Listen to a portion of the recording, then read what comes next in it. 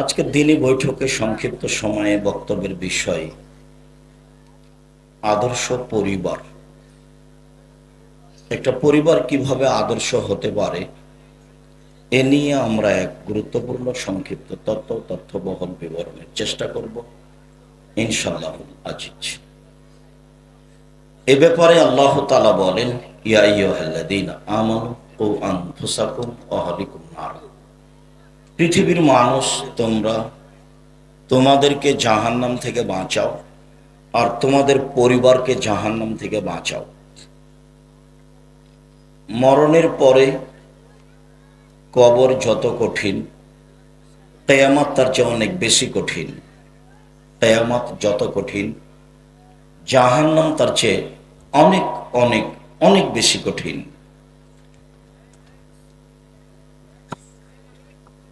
আয়েশা রাদিয়াল্লাহু তাআলা আনহা বলেন, আল্লাহর নবী সলাতে এমন কোনোদিন হয়নি যে এই দোয়াটা না পড়ে তিনি সালাম ফিরেছেন। সেটা কি? আমরা চাঁপাইনবাবগঞ্জ জেলার মানুষ হিসাবে সবাই ভালোভাবেই জানি। সেটা হলো দোয়ায়ে মাসুরার দ্বিতীয় অংশ, আল্লাহুম্মা ইন্নী আউযু বিকা মিন আযাবি জাহান্নাম। আল্লাহ, তোমার কাছে জাহান্নামের শাস্তি থেকে বাঁচতে চাচ্ছি। ওয়া আউযু বিকা মিন আযাবিল কবর, তুমি আমাকে কবরের শাস্তি থেকে বাঁচাও। ওয়া আউযু বিকা মিন ফিতনাতিল মাসিহিদ দাজ্জাল, তুমি দাজ্জালের ফিতনা থেকে বাঁচাও। ওয়া আউযু বিকা মিন ফিতনাতিল মাহি ওয়াল মামাত, ইহকাল এবং পরকালের ফিতনা থেকে বাঁচাও। ওয়া আউযু বিকা মিনাল মা'সাম ওয়াল মাগরাম, বড় পাপ এবং ঋণ কর্জ থেকে বাঁচাও। রাসূল সাল্লাল্লাহু আলাইহি সাল্লাম দিন রাত যেসব জিনিসগুলি থেকে বাঁচতে চাইতেন তার একটি হলো জাহান্নাম, একটি হলো কবরের শাস্তি, আর একটি হলো উল্লেখযোগ্য বড় পাপ ও ঋণ কর্জ। ঋণ কর্জ জায়েজ হলেও ঋণ কর্জ ভালো নয়। মানে ঋণ কর্জ অবস্থায় মানুষ মারা গেলে তার জানাজা হবে না, আর সব পাপ ক্ষমা হয়ে গেল, ঋণের পাপ ক্ষমা হবে না। মানুষ তো বুঝে না, ছেলে মেয়ের পাল্লাই পড়ে, বোকা বইয়ের পাল্লাই পড়ে ওই ব্যাংকে টাকা উঠিয়ে বাড়ি ঘর করছে। বউ যদি বলতো তো কুঁড়ে ঘরে থাকতে রাজি আছি, ব্যাংকের টাকা উঠাতে হবে না, ওই বাড়িতে রাজি নই, তাহলে লোকটা একটু বুঝতো।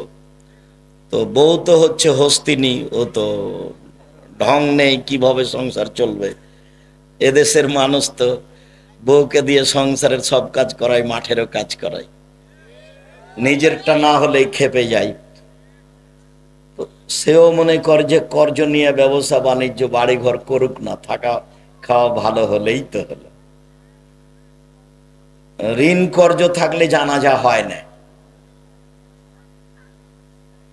তো মহান আল্লাহ বলেন, তোমরা তোমাদেরকে জাহান্নাম থেকে বাঁচাও আর পরিবারকে বাঁচাও। তাহলে পথঘাট এমন আছে যা দিয়ে নিজেকে বাঁচানো যায়, পরিবারকে বাঁচানো যায়।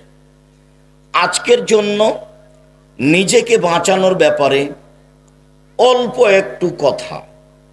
উকবা ইবনে আমের রাদিয়াল্লাহু তাআলা আনহু বলেন, আমি একদা আল্লাহর নবীকে বললাম, মান নাজাত, জাহান্নাম থেকে বাঁচার পথ কি? এটাই জিজ্ঞাসা।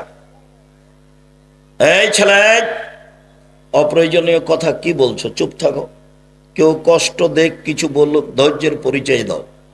ধৈর্য যেন ঘোড়ার ডিম না হয়। মানে ধৈর্য একটা জিনিস, সেটা কেউ কিছু বললো আমি তার উত্তর দিব না, তার নাম ধৈর্য।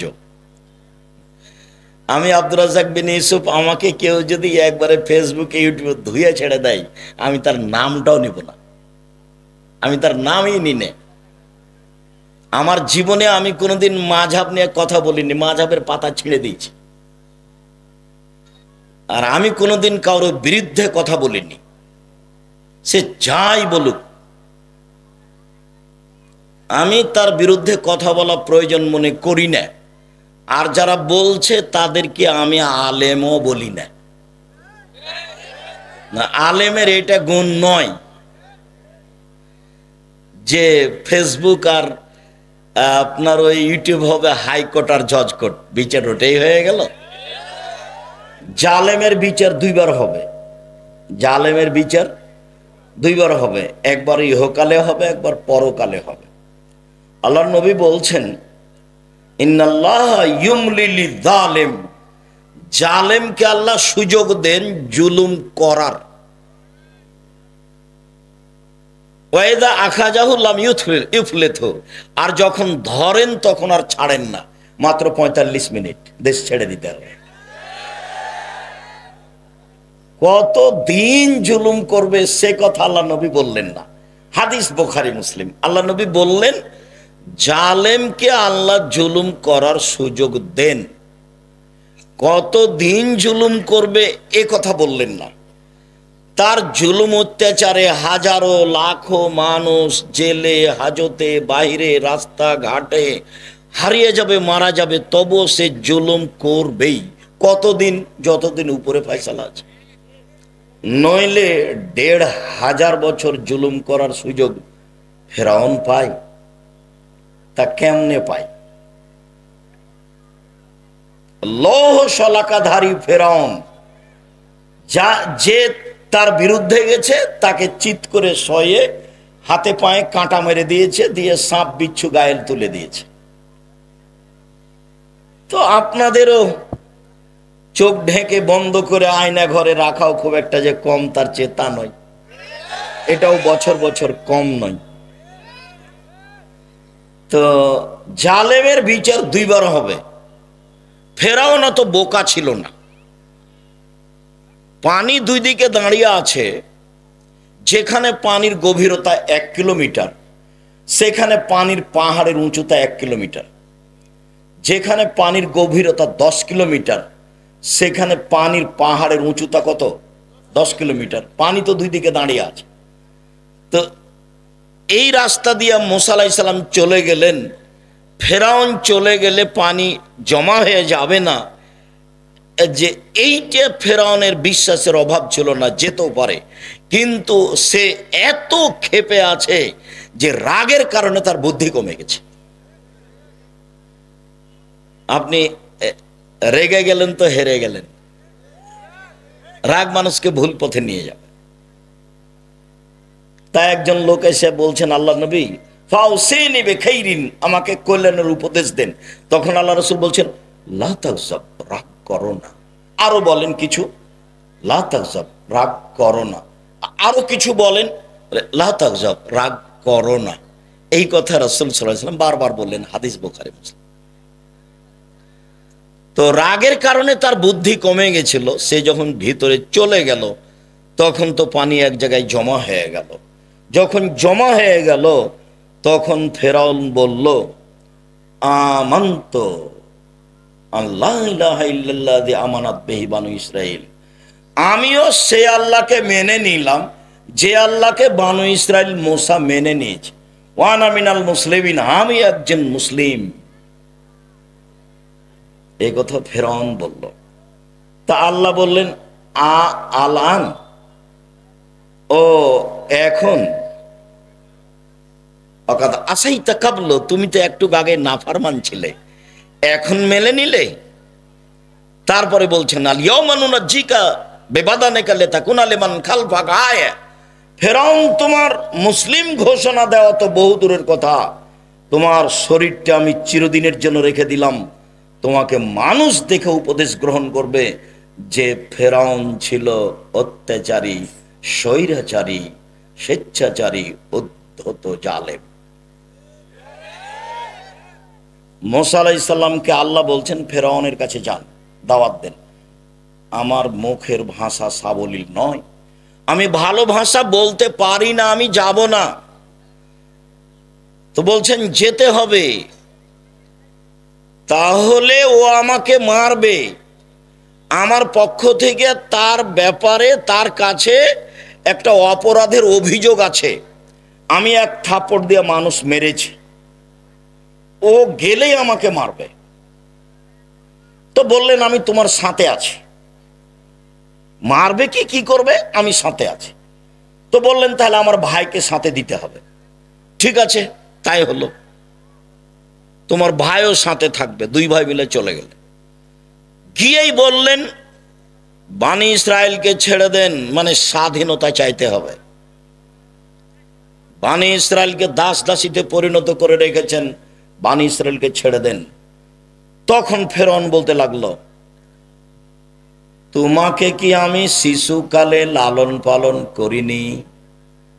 তুমি কি বহু বছর আমার মাঝে থাকোনি? ফেরাউন বলছে, তুমি যা করেছো তা করেছো, তুমি তোমার কর্ম করেছো, এক থাপ্পড়ে তুমি মানুষ মেরেছ, তুমি বড় অকৃতজ্ঞ। এটা ফেরাউন বলল। তখন মুসা আলাইহিস সালাম বলছেন, আমি যা করেছি তা করেছি, আমি ভুল পথে ছিলাম। মানে এক থাপ্পড়ে মানুষ মেরেছি, এটাই ঠিক, আমি তখন ভুল পথে ছিলাম। আমি তোমার ভয়ে দেশ ছেড়েছি। আমার প্রতিপালক আমার প্রতি দয়া করেছেন, আমাকে জ্ঞানে গুণে পূর্ণ করেছেন, তিনি আমাকে নবী করেছেন। তুমি আমার প্রতি অনুগ্রহ করেছ, অনুগ্রহ করে তুমি খোঁটা দিয়েছ, খোঁটা দিয়ে তুমি বানি ইসরায়েলকে দাস দাসীতে পরিণত করেছ। তুমি বড় উদ্ধত স্বৈরাচার, সীমা লঙ্ঘন করেছ। জালেমের বিচার দুইবার হবেই। রাসূল সাল্লাল্লাহু আলাইহি সাল্লাম বললেন যে বাঁচার পথ তিনটে। এক, নিজেকে কন্ট্রোলে রাখো, বাড়ির বাইরে যায় না। দুই, মুখখান বন্ধ রেখো, মুখ ব্যবহার করো না। তিন, পাপের জন্য কাঁদো, জান্নাত পেয়ে যাবে।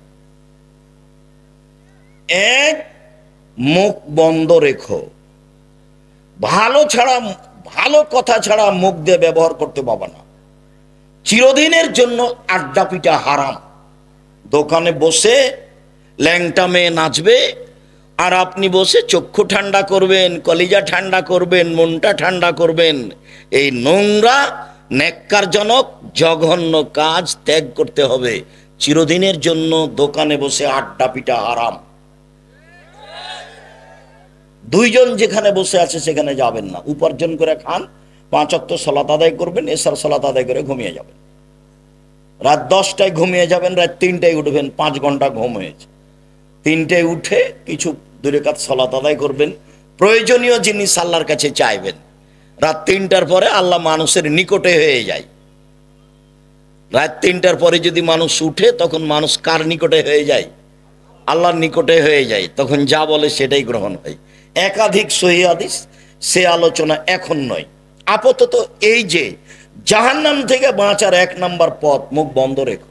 মুখ ব্যবহার করতে হবে না, ক্ষমতা দেখাতে হবে না, দাপট দেখে 2 দিন বেঁচে থাকার প্রয়োজন নেই। দাপট হারিয়ে যাবে, দাপট হারিয়ে যাবে, চিরদিন থাকবে না। ক্ষমতা চিরদিন থাকার জিনিস নয়। জরুরি প্রয়োজন ছাড়া বাড়ির বাইরে যাওয়া হবে না।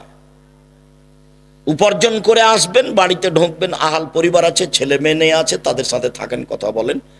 10টায় ঘুমিয়ে, এই ছেলে, জায়গার তুলনায় উপস্থিতি অনেক বেশি। আমি আপনাদেরকে আন্তরিকভাবে অনুরোধ জানাচ্ছি, আমাকে দেখতে পান আর না পান, দয়া করে মুখখান বন্ধ রাখেন কিছু সময়। আপনাকে আমি জোরালোভাবে আন্তরিকভাবে অনুরোধ জানাচ্ছি, আমি আপনার জন্য এসেছি। আপনার আমি কিছু না কিছু উপকার করবই ইনশাআল্লাহ। আপনি দয়া করে কোনো সুবিধা নিতে চায়েন না, এখন এরা আপনাকে সুবিধা দিতে পারবে না। কাজে আপনি মুখখান বন্ধ রাখলে আরো 5 জন কিছু শুনবে, আপনিও কিছু শুনবেন। আর এখন যদি আপনি আপনার প্রয়োজন মিটান বা দোকান পাশে বসে কথা বলেন, তাহলে আপনার এই চরিত্রকে আমি ঘৃণা করি।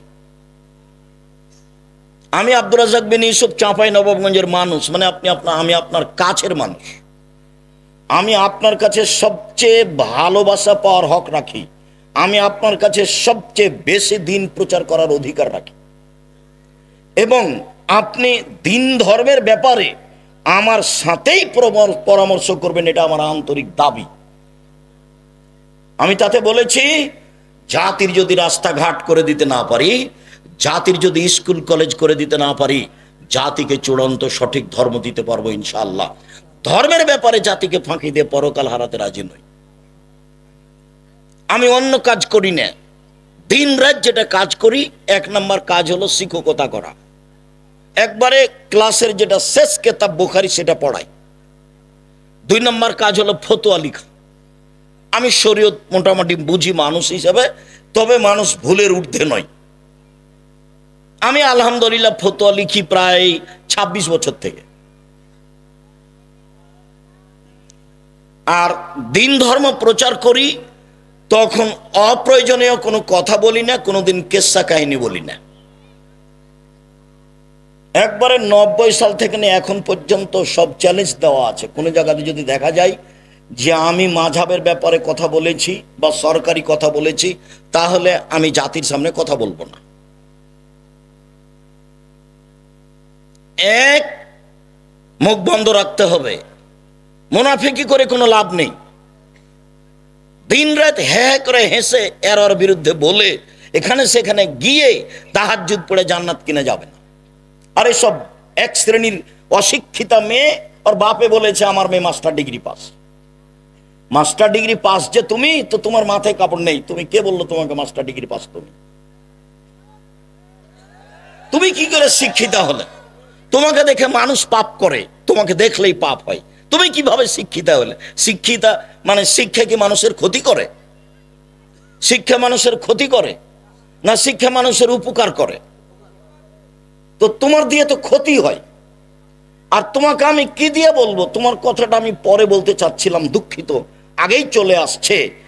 যে আল্লাহ নবী বলছেন নবীগণের বৈশিষ্ট্য শিষ্টাচার 10টা। এটা বৈশিষ্ট্য নবীগণের। সব নবী এই শিষ্টাচার পালন করেছেন, আদম থেকে নিয়ে মুহাম্মদ সাল্লাল্লাহু আলাইহি সাল্লাম পর্যন্ত সব নবী। শিষ্টাচার 1, এফাউল্লাহ, দাড়ি বড় করতে হবে। ছোট করা, চেঁচে ফেলার কোনো সুযোগ নেই। দাড়ি চেঁচে ফেললে নারীর সাদৃশ্য হয়। দাড়ি চেঁচে ফেললে মানুষ নারীর মহিলার মতো হয়ে যায়।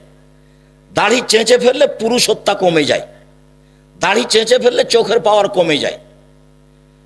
তো নবীগণের বৈশিষ্ট্য 1, দাড়ি ছেড়ে দেওয়া তার নিজের গতিতে।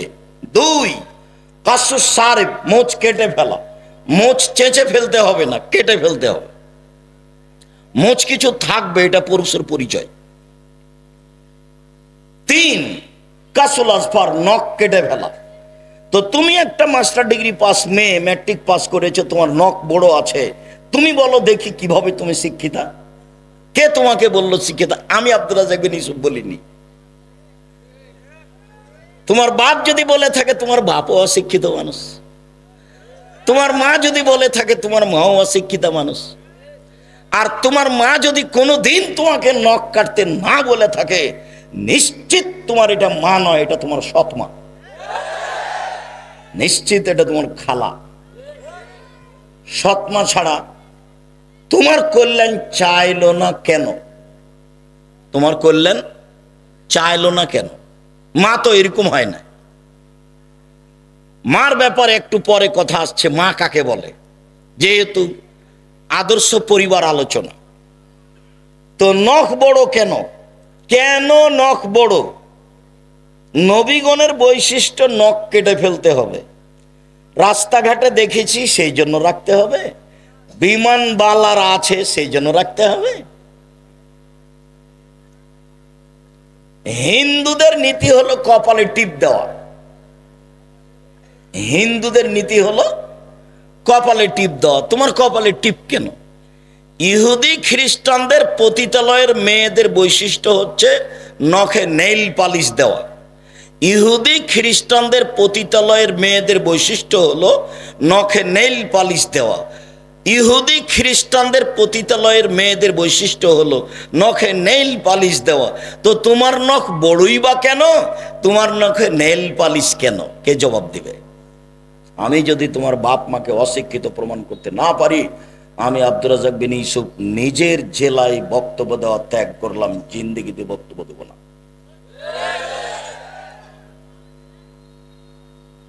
শিক্ষিত হও, চেষ্টা কর। মানুষই চেষ্টা করতে পারে, গরু ছাগল নয়, পশু প্রাণী পারে না। নাতফুল এবেদ, বগলের লোম উঠিয়ে ফেলতে হবে, নারী পুরুষ একই হুকুম। বগলের লোম কেটে ফেলার কোনো সুযোগ নেই। যেভাবে সম্ভব, যেভাবে সহজ করেন, উঠে ফেলতে হবে। হালাকুল আনাত, নিচের লোম পরিষ্কার করতে হবে, ঊর্ধ্বে টান 40 দিন। যেভাবে সহজ, যেভাবে সম্ভব। পুরুষ নারী একই হুকুম। সব এগুলো নবীগণের বৈশিষ্ট্য। পেশাব পায়খানার পরে পানি দিয়ে পবিত্রতা অর্জন করতে হবে। পানি না থাকলে ঢেল টিস্যু পেপার, পানি আছে তখনও কেউ যদি ঢেল টিস্যু পেপার নেয় তাহলে সে রাসূলকে অপমান করল। আর যারা বুঝেছে যে আগে ঢেল টিস্যু পেপার পানি পরে পবিত্রতার জন্য, তারা রাসূলের সাথে অন্যায় আচরণ করেছে। 40 কদম হাঁটার তো কোনো প্রশ্নই আসে না। পায়ের উপরে পা উঠিয়ে খক খক করে কাশার তো কোনো প্রশ্নই আসে না। আমি 1 মিনিটের জন্য ধরে নিলাম, এই ছেলে প্রস্তুত থাকো, কথা যেন কোনোটা মিস না হয়। শোনো, পবিত্রতা তো ভালো কাজ। তো স্বামী 40 কদম হাঁটবে পবিত্রতার জন্য ঢেল নিয়ে, স্ত্রীকে ঢেল নিয়ে 40 কদম হাঁটা লাগবে না? ধর্ম কি একজনের জন্য?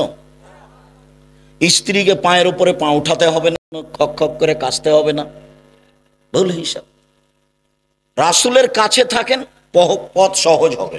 বলছে আব্দুর রাজ্জাক সাহেব, বেশ কিছুক্ষণ ঢেল নিয়ে থাকার পরে থাকি এই জন্য যে পেশাব আসছে বলে মনে হয়। 40 ঘন্টা পরে যদি আপনি টিস্যু ফেলেন তবু মনে হবে যে পেশাব আসলো মনে হয়। কেন? শয়তান এখন আপনাকে বোকা বানিয়েছে। আল্লাহর নবী বলছেন যে মসজিদ থেকে বের হবা না বায়ুর শব্দ স্পষ্ট কানে না শুনলে, আর বায়ুর গন্ধ স্পষ্ট নাকে না আসলে। কেননা শয়তান পেশাব পায়খানা রাস্তায় চলাচল করে। তুমি যদি সন্দেহের মধ্যে পড়ো তাহলে শয়তান তোমাকে বোকা বানাবে। আপনি এখন বলেন যে পেশাব এসে যদি কাপড় ভিজে যায় তবু আর উজু করবো না, এই সর সর শয়তান সর, কাপড় ভিজে যাক তুই সর এখান থেকে, তারপরে কোনো কথা, নইলে আপনি টিকতে পারবেন না। পাপের জন্য কাঁদুন, কথা এখানে সংক্ষিপ্ত করছি, একটা কথা থাকলো, পাপের জন্য কাঁদুন। রাসূল সাল্লাল্লাহু আলাইহি সাল্লাম বলেন, লা ইয়ালিজার রাজুলুন নারা বাকা মিন খাশিয়াতিল্লাহ হাত্তা ইয়ালিজাল লাবানু ফি দারে। গাভীর বাঁট ওলান থেকে চাপ দিয়ে দুধ বের করে ভিতরে ঢোকানো যায় না যেমন, আল্লাহর ভয়ে কাঁদে যে সে জাহান্নামে যাবে না তেমন।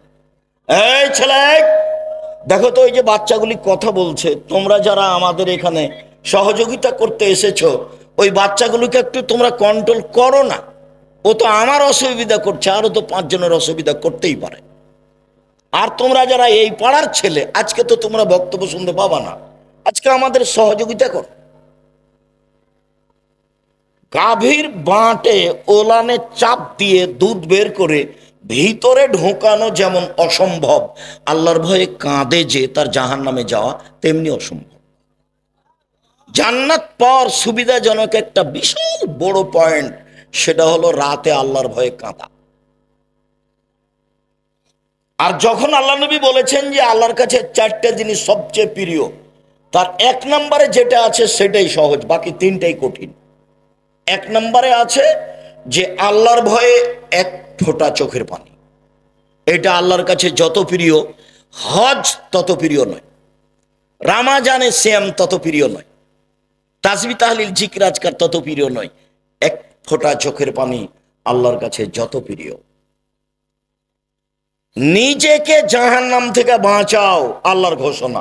আপাতত আজকের মতো জাহান্নাম থেকে বাঁচার 3টে পথ বলে গেলাম, 1 হাদিস থেকে, মনে থাকবে না মনে হয়। 1, মুখ বন্ধ রাখতে হবে। 2, জরুরি প্রয়োজন ছাড়া বাইরে যাওয়া যাবে না। তাই বলা হয়েছে দোকানে বসে আড্ডা পিটা হবে না। দোকানেতে ল্যাংটা মেয়ে নাচে, সেটা কেন এখানে? সেটা কেন? আল্লাহ নবী মুহাম্মদ সাল্লাল্লাহু আলাইহি সাল্লাম বলেছেন, লা ইয়াকুনান্না ফি হাযিল উম্মাহ খাসফুন ওয়া মাসখুন ওয়া কাযফুন। আমার উম্মতের উপরে তিনটে বিপদ নেমে আসবে। এক, ভূমিকম্প হবে। দুই, আকার আকৃতি পরিবর্তন হবে। সন্ধ্যায় থাকবে মানুষ, সকালে হবে সোর, বানর, একবারে হুবাহু সোর হয়ে যাবে। আমার উম্মতের উপরে তিনটে বিপদ নেমে আসবে তিনটা পাপের কারণে। এক, ভূমিকম্প হবে। দুই, আকার আকৃতি পরিবর্তন হবে। সন্ধ্যায় ছিল মানুষ, সকালে হবে সোর বা বানর।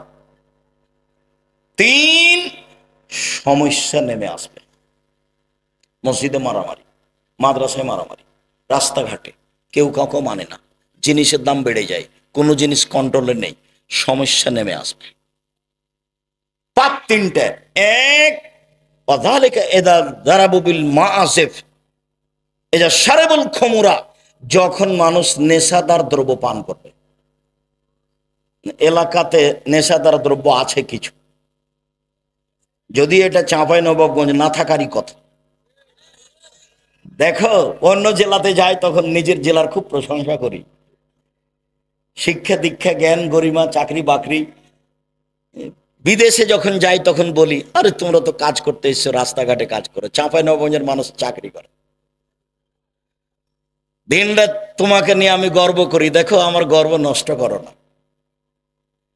বিড়ি তামাক জর্দা সিগারেটকে চিরদিনের জন্য একবারে করে দাও, হারাম করে দাও, ও যেন তোমাকে দমাতে না পারে। একবারে শক্ত অবস্থানে যাও। বিড়ি তামাক জর্দা সিগারেট গুল নেশাদার দ্রব্য চিরদিনের জন্য হারাম।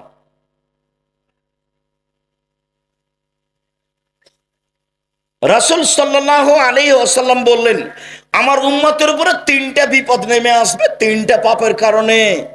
এক, আমার উম্মত যখন নেশাদার দ্রব্য পান করবে তখন তিনটা বিপদ নেমে আসবে। দুই, সাহারাতিল কায়নাত, মেয়েরা যখন নাচবে, সব মোবাইলে মেয়ে নাচে, সব দোকানে মেয়ে নাচে, প্রায় সব বাড়িতে মেয়ে নাচে, বড় বিশাল টিভি আছে, ইন্ডিয়ান মেয়ে নাচছে, জান ঠান্ডা হয়ে যাচ্ছে, কলিজা সহাত হয়ে যাচ্ছে, চক্ষু ঠান্ডা হয়ে যাচ্ছে, ধর্ম পাগল হয়ে গেছে। রাসূল সাল্লাল্লাহু আলাইহি সাল্লাম বলেন, তিন শ্রেণীর মানুষ জান্নাতে যাবে। তার এক শ্রেণীর মানুষ হচ্ছে অপর নারীকে দেখে যে চক্ষু নিচু করে। নেন এবার তোমার বড় মোবাইলের কি হবে? আমার কাছে একটা বাটন ছোট মোবাইল আছে, রিং হলে আমি শুধু অন করতে পারি। তুমি আমাকে বলেছো যে আব্দুর রাজ্জাক সাহেব আমার নামটা একটু সেভ করে রাখতেন, কিন্তু আমি সেভ করতে পারি না, আমি শুধু অন করতে পারি। ও দিয়েই জামিয়া সালাফিয়া চলে, মানুষের সাথে ওইটা দিয়েই কথা বলি। এদেশের সর্ববৃহৎ প্রতিষ্ঠান, শিক্ষা গুণে, শিক্ষক গুণে, শিক্ষক সংখ্যায়, ছাত্র সংখ্যায়, প্রতিষ্ঠানের আয়তনে এদেশের সর্ববৃহৎ প্রতিষ্ঠান জামিয়া সালাফিয়া। জামিয়া সালাফিয়াতে ইন্ডিয়ান, সৌদি আরব, বাংলাদেশের প্রায় 300 জন শিক্ষক শিক্ষিকা পাঠদান করে থাকেন। এখন চলমান 4 জন আছেন মদিনা বিশ্ববিদ্যালয়ের, 4 জনের টিচার, তারা ওখান থেকে এসে শিক্ষা দিচ্ছে। সেদিন আপনারা দেখে এসেছেন তার জামিয়া সালাফিয়া। জামিয়া সালাফিয়ায় প্রায় 5000 ছেলে মেয়ে পড়াশোনা করে, 519 জন ইতিম আছে। জামিয়া সালাফিয়া ডাঙ্গিপাড়া পবা রাজশাহী প্রায় 40 বিঘা জমির উপর অবস্থান করে। মেয়েদের যেটা শাখা এখন গড়তে যাচ্ছে সেটা 60 থেকে 70 বিঘা। যেটা রূপগঞ্জ জামিয়া সালাফিয়া ঢাকা, সেটা প্রায় 100 বিঘা জমির উপরে, 22 বিঘা মেয়েদের জন্য। সর্বোচ্চ প্রতিষ্ঠান এদেশের শিক্ষা মানে, শিক্ষা গুণে। শিরক মুক্ত প্রতিষ্ঠান জামিয়া সালাফিয়া, বিদআত মুক্ত প্রতিষ্ঠান জামিয়া সালাফিয়া, দল মুক্ত প্রতিষ্ঠান জামিয়া সালাফিয়া, সংগঠন মুক্ত প্রতিষ্ঠান জামিয়া সালাফিয়া, হিংসা মুক্ত প্রতিষ্ঠান জামিয়া সালাফিয়া, দেশের সর্ববৃহৎ প্রতিষ্ঠান জামিয়া সালাফিয়া। জামিয়া সালাফিয়া চাঁপাইনবাবগঞ্জের প্রতিষ্ঠান। চাঁপাইনবাবগঞ্জের লোক এটা করছে, চাঁপাইনবাবগঞ্জের লোকের জন্য এটা গৌরব। অতএব আমি আপনার ছেলের সার্বিক কল্যাণ কামনা করি, এ কথাই ঠিক। সম্মানিত দিনী ভাই বোন, রাসূল সাল্লাল্লাহু আলাইহি সাল্লাম বললেন, মেয়েরা যখন নাচবে তখন তিনটা বিপদ নেমে আসবে। দুই তিন, অজারাবুবিল মাযিফ, যখন বাদ্যযন্ত্র প্রকাশ পাবে তখন তিনটা বিপদ নেমে আসবে। সব বাড়িতেই বাজনা বাজে, সব দোকানেই বাজনা বাজে, সবার কানেই বাজনা চলে, ল্যাংটা মেয়ে নাচে সবার কানে। আল্লাহ নবী বললেন, যখন মানুষ উজু করে মুখমণ্ডল ধয়, তো মুখমণ্ডলে যা পাপ হয়েছে সব পাপ পানির সাথে, পানির শেষ ফোঁটার সাথে ঝরে যায়। মুখমণ্ডলে কি পাপ হয়? আল্লাহ নবী বলছেন, আইনানে তাজনের জেনা হুমান নাজর, দুই চোখের জেনা হচ্ছে চোখ দিয়ে দেখা। অলাইনানে জেনা হুমাল ইস্তেমাও, দুই কানের জেনা হচ্ছে কান দিয়ে শোনা। অল মুখ অল ফাম জেনাহাল নতক, মুখের জেনা হচ্ছে কথা বলা। এগুলো সব মুখমণ্ডলে আছে। এগুলো বড় বড় জেনার মাধ্যম, কান জেনার মাধ্যম, চক্ষু জেনার মাধ্যম, মুখ জেনার মাধ্যম। বুঝুনি তুমি? না বুঝে তুমি মেয়েটার সাথে দিন রাত গল্প করো প্রেমের জেনার, তুমি মনে করো কেউ দেখে না। ভুল হিসাব তোমার। তুমি মারিয়ামের মতো ভুলে যাও। মারিয়াম বলেছিল, কুনতু নাসিয়া মানসিয়া, আমি জাতির কাছে এমন হতে চাই, আমি মারিয়াম, এটা কেউ জানবে না যে আমি মারিয়াম। কেন? আমি যদি বাচ্চা নিয়ে গ্রামে যাই তাহলে জনগণ বলবে, ছি ছি ছি ছি ছি, তুমি জেনা করে বাচ্চা নিয়ে এসেছো। তুমি বাইতুল মুকাদ্দাসে মসজিদে থাকো, মসজিদ ঝাড়ু দাও, তুমি এমন কাজ করো, আমি কি দিয়ে বুঝাবো গ্রামবাসীকে? বাচ্চা নিয়ে গ্রামে ঢুকলেন, তখন গ্রামের লোকেরা বলল, ছি ছি ছি ছি ছি ছি ছি, তোমার মা ভালো, তুমি এত খারাপ। ছি, তোমার বাপ ভালো, তুমি এত খারাপ। তো আমি মারিয়াম নাসিয়া মানসিয়া হয়ে যেতে চাই, কেউ যেন না জানে আমাকে। ওই মেয়েটার নাম্বার তুমি চিরদিনের জন্য ভুলে যাও। মেয়েটা যে কে এটা তুমি ভবিষ্যতেও মনে রাখবা না, কোনো দিন মনে রাখবা না। নইলে ও তোমাকে ধ্বংস করবে, তোমার বাপকে ধ্বংস করবে, তোমার বংশকে ধ্বংস করবে, তোমার জাতিকে করবে। তুমি সেখান থেকে ফিরে আসো 1 মিনিট, তোমাকে এখানে বাস্তব দেখায়। জুলাইখায় দরজা বন্ধ করেছিল সব। জুলাইখা সব দরজা বন্ধ করে বলেছিল ইসবকে, হাই তালাক, এইসব তুমি আমার সাথে জেনায় লিপ্ত হও। তখন এইসব বলেছিলেন, মাযাল্লাহ, আমি আল্লাহর কাছে আশ্রয় চাচ্ছি। বলো কি তুমি? আরে তোমার স্বামী আমার মালিক, আমাকে ভালো থাকতে দিয়েছেন, আমাকে ভালো খেতে দিয়েছেন, আমি এই অন্যায় কেমনে করি? তোমার স্বামী আমার মালিক জুলাইখা, তোমার স্বামী আমার মালিক, আমাকে ভালো থাকতে দিয়েছেন, ভালো খেতে দিয়েছেন, আমি ওই অন্যায় কেমনে করতে পারি? মাযাল্লাহ, আমি আল্লাহর কাছে আশ্রয় চাচ্ছি। এই বলে তিনি দিলেন দৌড়। তখন দরজা খুলে বের হয়েছেন, এটা বোঝা যায় না। তিনি যখন শেষ দরজায় বের হয়েছেন, পিছনে আছে জুলাইখা, সামনে পড়ে গেল জুলাইখার স্বামী, এক জায়গায় 3 জন। জুলাইখার স্বামী, জুলাইখা, ইসুফ আলাইহিস সালাম। সামনে পড়তেই জুলাইখা বলল, এই দেখেন, কথা উল্টে দিচ্ছে। জুলাইখা বলল, এই দেখেন, আপনি যাকে বাড়িতে রেখেছেন সে আপনার স্ত্রীর সাথে জেনা করতে চায়। এত খারাপ মানুষ আপনি বাড়িতে রাখেন, এর কি শাস্তি হতে পারে? আরে আপনি কি শাস্তি উল্লেখ করবেন? আমি জুলাইখা বলছি, একে যথাযথ পিটন দিতে হবে, নইলে জেলখানায় বন্দি করতে হবে। 12 বছর জেল হলো। 12 বছর পরে সরকারের পক্ষ থেকে ইসবকে ডেকে পাঠানো হলো। এইসব বললেন, জি না, আমি জেল থেকে বের হব না যতক্ষণ পর্যন্ত জুলাইখা জাতির সামনে ঘোষণা না দিবে আমি জুলাইখা অন্যায় করেছি, ইসব করেনি। এই ঘোষণার পূর্ব পর্যন্ত আমি ইসব জেল থেকে বের হব না। আমাদের নবী মুহাম্মদ সাল্লাল্লাহু আলাইহি সাল্লাম বললেন, আমার চেয়ে ইউসুফের অনেক ধৈর্য বেশি, আমার চেয়ে ইউসুফের অনেক ধৈর্য বেশি। আরে আমি মুহাম্মদ সাল্লাল্লাহু আলাইহি সাল্লাম যদি 12 বছর জেলে থাকতাম আর সরকারিভাবে যদি আমাকে ডেকে পাঠানো হতো, তাহলে আমি তাড়াহুড়ো করে বের হতাম, চলো চলো চলো চলো। আমাদের নবী মুহাম্মদ সাল্লাল্লাহু আলাইহি সাল্লাম বলছেন যে আমার চেয়ে ধৈর্যশীল কে? ইউসুফ আলাইহিস সালাম। ইউসুফ আলাইহিস সালাম বলছেন, জি না, হবে না, আগে জুলাইখাকে জাতির সামনে ঘোষণা দিতে হবে।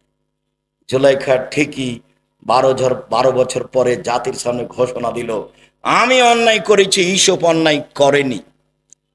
এই যে দেখছেন না, নারী হলো 3 জানের বড়ি, নারী হলো 3 জানের বড়ি। গোপন কথা বলা হবে না, সাথে সাথে তার ফাঁদে পড়া হবে না, তার ফাঁদে পড়লে সব কিছু হারিয়ে যাবে। শুনুন, রাসূল সাল্লাল্লাহু আলাইহি সাল্লাম বলেন, 3টা পাপের কারণে আমার উম্মতের উপরে গজব নেমে আসবে। 1, যখন তারা নেশাদার দ্রব্য পান করবে। 2, মেয়েরা যখন নাচবে। 3, যখন বাদ্যযন্ত্র প্রকাশ পাবে। সব দোকানে বাজনা বাজে, সব মোবাইলে বাজনা বাজে। তোমার মোবাইলে যেন আর কখনো কোনো মেয়ে না নাচে, চিরদিনের জন্য তুমি বন্ধ করো। চক্ষু ঠান্ডা করে জান্নাতের মেয়ে ভোগ করার হিসাব করো না। জান্নাতের মেয়ে ভোগ করা অত সহজ নয়, ওরা অত সাধারণ ভাবে নেই। আল্লাহ তাআলা বলছেন, ওরাকে আমি এমন ভাবে রেখেছি জিন কোনোদিন তাদের স্পর্শ করেনি, মানুষ তাদের স্পর্শ করেনি। ওরাকে ঝিনুকের মধ্যে লুকানো আছে, যখন তাদেরকে বের করা হবে তখন মনে হবে যে এরা ঝিনুকের মধ্যে লুকানো মুক্তা। তাদের কোনোদিন পেশাব হবে না, তাদের কোনোদিন পায়খানা হবে না, তাদের কোনোদিন হায়েজ হবে না, তাদের রূপ চেহারা ভিন্ন ধরনের হবে। 16-18 বছর মেয়েরা যেমন হয়, জান্নাতের মেয়েরা তেমন হবে, তার চেয়ে হাজারো গুণ সুন্দরী। চক্ষু হবে টানা টানা, লম্বা লম্বা, আর মাথার চুল হবে কঁকড়া কঁকড়া। সুন্দরী হওয়ার জন্য যা কিছু লাগে সব কিছু তাদের মাঝে আছে। জান্নাতের মেয়ে ভোগ করতে হলে এই চক্ষু দিয়ে এইসব কিছু ভোগ করে জান্নাতের মেয়ে ভোগ করা যাবে না, ভুল হিসাব। এখানে আরো একটা কথা থেকে গেল, আল্লাহ নবী বলছেন, সালাসাতুন লা ইয়াদখুলুল জান্নাহ আবাদা, 3 শ্রেণীর মানুষ জান্নাতে যাবে না, কখনো যাবে না। 3 শ্রেণীর মানুষ জান্নাতে যাবে না, কখনো যাবে না। 1, দায়ুস, যার ছেলে মেয়ে স্ত্রী পর্দায় থাকে না। গ্রামের সবাই নাকি চাচা, গ্রামের সবাই নাকি বড় ভাই, সবাই নাকি ছোট ভাই, ধর্ম এভাবে আছে। তাহলে তো বিবাহের মতোই হয়ে গেল। থুবড়া খাওয়াচ্ছে, তখন ওই লোকটার সামনে মেয়েটা বসে আছে, এটা তো চাপায় না বাবুগঞ্জ, তো মেয়েটা বসে আছে আর ওই লোকটা তার মুখে ক্ষীর তুলে দিচ্ছে। কত নোংরা নীতি বিবাহের, ছি ছি ছি ছি ছি। বইয়ের মুখে ক্ষীর তুলে দিতে হয়, বইয়ের মুখে দিতে হয়। ও কি বউ? ওই মেয়েটার বিবাহ হবে, তাই থুবড়া, তাই সবাই গ্রামের লোক থুবড়া খাওয়াচ্ছে। আর মহিলাগুলো গীত বলছে আর বলছে টাকা দিলে মুখ খুলবো। থুবড়া চিরদিনের জন্য হারাম। থুবড়া শব্দর মুখের উপরে পেশাব করে দিতে হবে, দিয়ে বলতে হবে থুবড়া পৃথিবীতে নেই। 20 বছর পরে কেউ যদি বলে থুবড়া, তাহলে আর কেউ বলবে কি গো, থুবড়া কি জিনিস গো? আচ্ছা, থুবড়া শব্দ কি তাহলে ডিকশনারিতে দেখতে হবে নাকি, কি সেটা এমন হতে হবে। যেমন ডুলি বিবি শব্দ চিরদিনের জন্য হারাম, ডুলি বিবি শব্দ একবারে ভুলে যেতে হবে, ডুলি বিবি কোনো শব্দই নেই। বিবাহতে গিয়ে মাঝা খরচ দিতে হবে, এটা হারাম। বিবাহতে ছেলের পক্ষ থেকে মেয়ের পক্ষ থেকে যা গেছে আপনার ওই ইয়েতে বরণতাতে ক্ষীর কাঁচিতে ছেলের পক্ষ থেকে তার ডবল যাবে, এই নীতি হারাম। মেয়ের বাপকে সবকিছু বেশি দিতে হবে, এই নীতি হারাম। বড় মেয়েদের গীত গাওয়া, এই নীতি হারাম।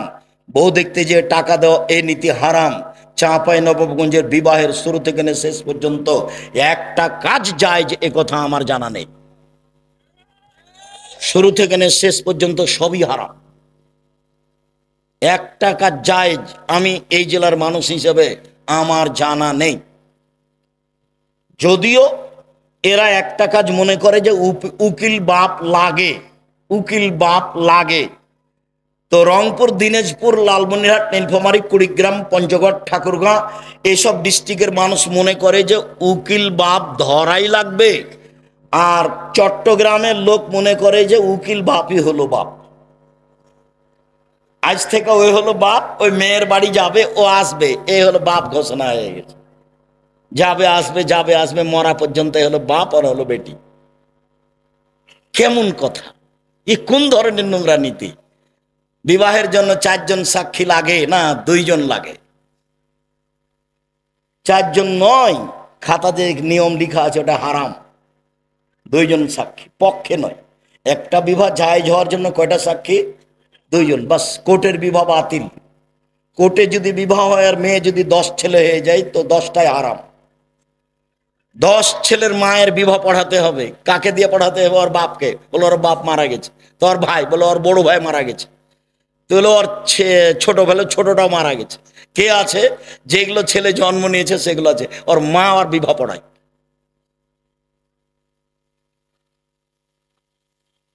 বিবাহ পড়াতেই হবে। কোর্টের বিবাহ বাতিল, কোর্টের বিবাহ বাতিল, কোর্টের বিবাহ বাতিল।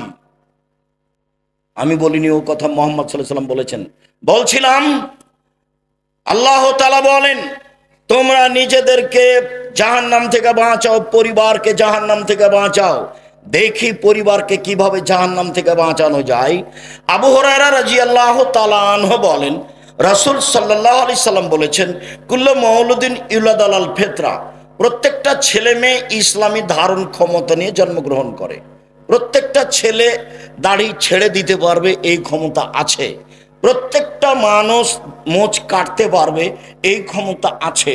প্রত্যেকটা মেয়ে মাথায় কাপড় দিতে পারবে, এই ক্ষমতা আছে। আল্লাহ নবী বলছেন সবাই ইসলামী নিয়ম নীতি ধারণ ক্ষমতা নিয়ে জন্মগ্রহণ করে। ফাবু ইউহাবেদানিহি, তার বাপ মা তাকে ইহুদি করে দেয়। ইমাজ্জেশানিহি, তার বাপ মা তাকে আগুন পূজক করে দেয়। ইনাসরানিহি, তার বাপ মা তাকে খ্রিস্টান করে দেয়। বাপ মা ছেলে মেয়েকে যেভাবে গড়ে তুলে সেইভাবে গড়ে উঠে। চাঁপাই নবাবগঞ্জের ভাষাতে সঙ্গ দোষে লোহা ভাসে। এটাই হলো বুখারী মুসলিমের হাদিসের তরজমা। সঙ্গ দোষে লোহা ভাসে। এবার তুমি বলো, মেয়েটা ক্লাস 10-এ পড়ে, তার মাথায় কাপড় নেই, এই কাজটা কে করেছে? ওর মা। আমি বলছি ওটা ওর মা নয়, ওটা ওর সৎ মা। ওর মা বলবে, এক মাথায় কাপড় নিতে বাইরে না, কোথায় যাচ্ছিস? দাঁত ভেঙে দেবে একবারে। ওর মা সব সময় গরম হয়ে থাকবে তার বাচ্চার উপর। হ্যাঁ, কোথায় গেছিলি এখন? এতক্ষণ গেছিলি কোথায়? ও তো পাহারাদার, আল্লাহ রাসূল বলছে। সঙ্গ দোষে লোহা ভাসে, এটা বুখারী মুসলিমের হাদিসের সারমর্ম কথা। বাপ মা যদি ইহুদি হয়, ছেলে মেয়ে ইহুদি হয়ে গড়ে উঠবে। বাপ মা যদি খ্রিস্টান হয়, ছেলে মেয়ে খ্রিস্টান হয়ে গড়ে উঠবে। বাপ মা যদি আগুন পূজক হয়, ছেলে মেয়ে আগুন পূজক হয়ে গড়ে উঠবে। শুনুন, অনেকদিন বলা আছে, দুইটা মেয়ে একসাথে জন্ম নিয়েছে, দুইজনই সুন্দরী, দেখতেও ভালো, মেধাও ভালো, একই সাথে জন্ম নিয়েছে, যমজ। একজনের বিবাহ হয়েছে কথার কথা আওয়ামী লীগের ছেলের সাথে, আর একজনের বিবাহ হয়েছে বিএনপি ছেলের সাথে। দুই বোনে এখন আর কথা বলে না। একসাথেই থাকতো, একসাথেই চলতো, একসাথেই খেত। ওর প্রতিক্রিয়া এর ভিতরে ঢুকেছে, ওর প্রতিক্রিয়া এর ভিতরে। এটাই শেষ পর্যন্ত হাদিস এরকমই থাকবে। এক খেয়ালে চেয়ে থাকবেন, আমি আপনার সাথে আছি কিছুক্ষণ। সম্মানিত দিনী ভাই বোন, আবু হুরায়রা রাদিয়াল্লাহু তাআলা আনহু বলেন, রাসূল সাল্লাল্লাহু আলাইহি সাল্লাম বলেছেন, কুল্লু নাফসিম মিন বানি আদম সাইয়্যিদ, আদম সন্তানের পুরুষ নারী সবাই দায়িত্বশীল। সবাই নিজের নিজের নিজ নিজ দায়িত্ব পালন করবে। আদম সন্তানের সবাই দায়িত্বশীল। তাহলে বাপ আর রাজুল সাইয়্যিদ ফি বাইতি আহলিহি, বাপ হচ্ছে তার পরিবারের উপরে দায়িত্বশীল। বাপ হলো তার পরিবারের উপরে দায়িত্বশীল।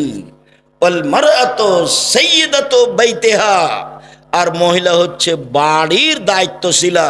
আল্লাহ নবী যখন বাপের কথা বললেন তখন বললেন পরিবার, আর যখন মায়ের কথা বললেন তখন বললেন বাড়ি।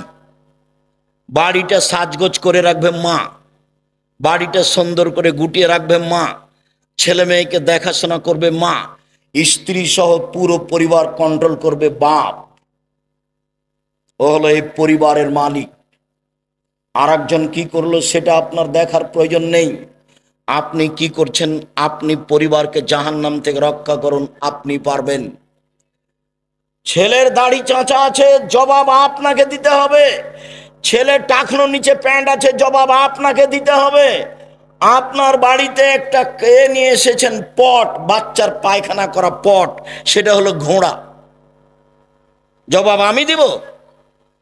এই বাড়িতে তো ফেরেশতা আসবে না, আপনি এই পট কিনলেন কি করে? এই পট যদি আমাদের বাড়িতে যায় তাহলে প্রথমত মাথাটা কেটে দেওয়া হবে, যদি না হয় ফেরত দেওয়া হবে, যদি না হয় তাহলে মাটিতে পুঁতে দেওয়া হবে। আপনার স্ত্রী কি দায়িত্ব পালন করে? আপনার স্ত্রী একটা প্লেট কিনেছে, তাতে আছে চিংড়ি মাছ, ও নাকি শিক্ষিতা।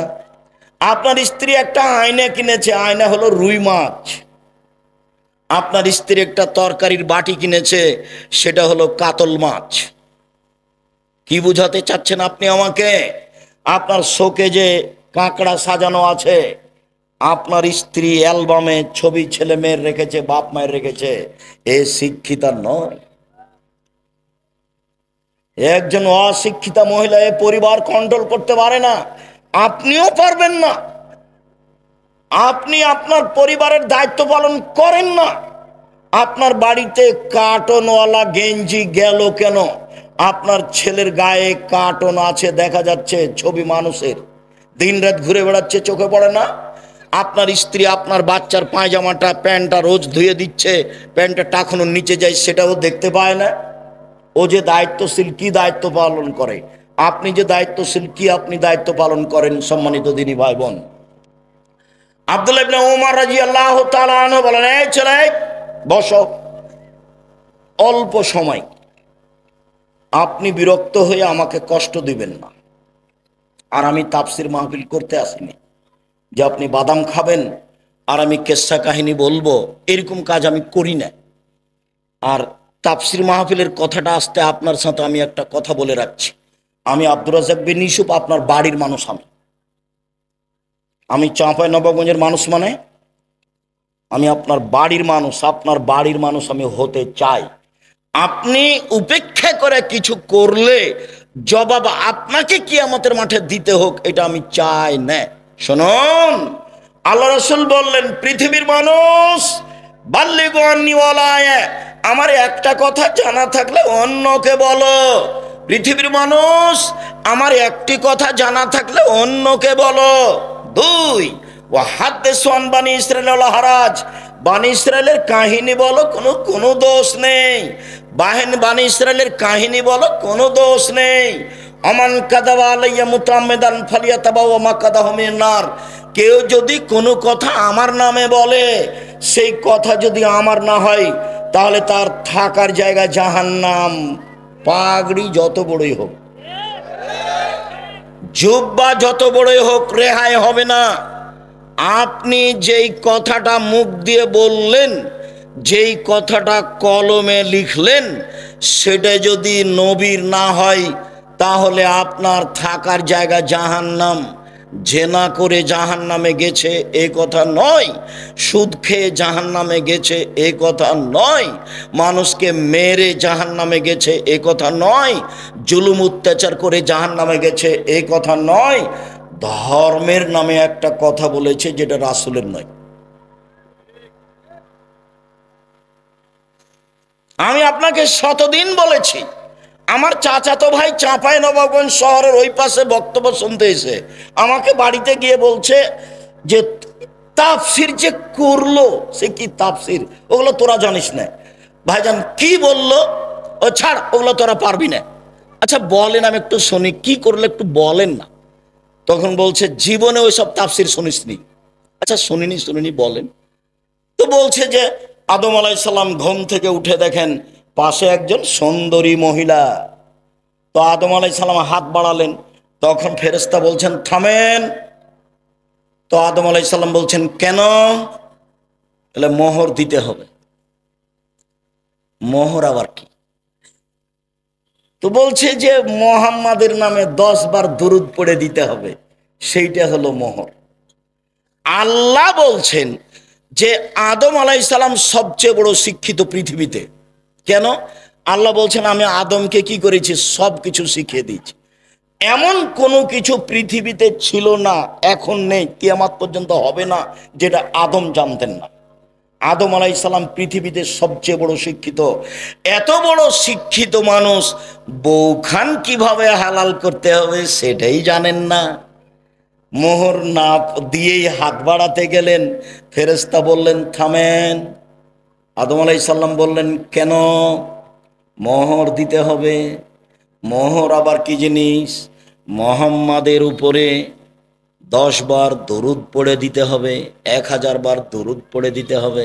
আমি কিয়ামত পর্যন্ত সময় দিয়েছি, কিয়ামত মানে আমার মরা পর্যন্ত। যেমন কোরআন মাজিদের গায়ে শরীফ লেখা আছে, আমি সময় দিয়েছি কিয়ামত পর্যন্ত, না আমার মরা পর্যন্ত। কোরআন মাজিদের শেষে 1 পৃষ্ঠা দোয়া লেখা আছে, দোয়া খাতমিল কোরআন। আমি বলেছি নবীর নয়, এটা মানুষের বানানো। সময় দিয়েছি কিয়ামত পর্যন্ত, না আমার মরা পর্যন্ত। আপনি মনে কষ্ট নিয়েন না, আমি আপনার ভাই। আপনি মনে কষ্ট নিয়েন না, আমি আপনার ভাই। আপনি মনে কষ্ট নিয়েন না, আমি আপনার ভাই, আমি আপনার ছেলে। আপনার বাড়িতে লেখাপড়া করে আমি মানুষ হয়েছি, আপনার সামনে আমি হক কথা বলবো, এটা আমার অধিকার আছে। আপনি যদি কিছু মনে করেন আমি দুঃখিত, আপনি দায়িত্ব পালন করেননি। এই জন্য মকসুদুল মুমিনিন বইয়ে প্রথমে লেখা আছে 1 ওয়াক্ত নামাজ কাজা করলে 80 হোক বা জাহান্নামে থাকতে হয়। প্রমাণ করেন দেখি, প্রমাণ করেন দেখি। বইয়ের এক জায়গাতে হেডলাইনে লেখা আছে অবিবাহিত ছেলে মেয়ের পড়া নিষেধ।